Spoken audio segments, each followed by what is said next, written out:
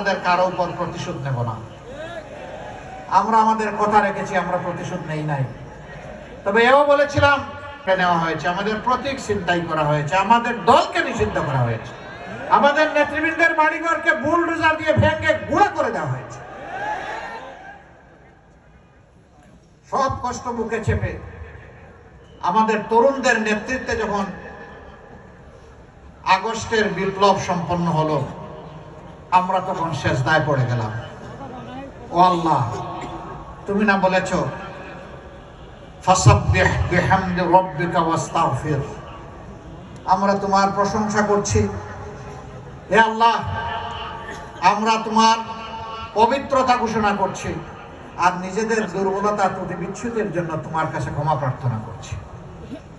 সেদিন আমরা চোখের পানি দিয়ে পানি ফেলতে ফেলতে বিধ্বস্ত কেন্দ্রীয় অফিসে ঢুকে আমরা এই কাজ করেছিলাম।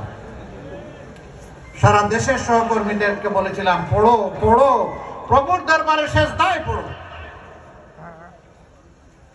প্রিয় পাবনাবাসী, আমরা বলেছিলাম যারা আমাদের সর্বনাশ করেছে, মহান আল্লাহ তুমি সাক্ষী থাকো, আমরা তাদের কারো উপর প্রতিশোধ নেব না। আমরা আমাদের কথা রেখেছি, আমরা প্রতিশোধ নেই নাই। তবে এও বলেছিলাম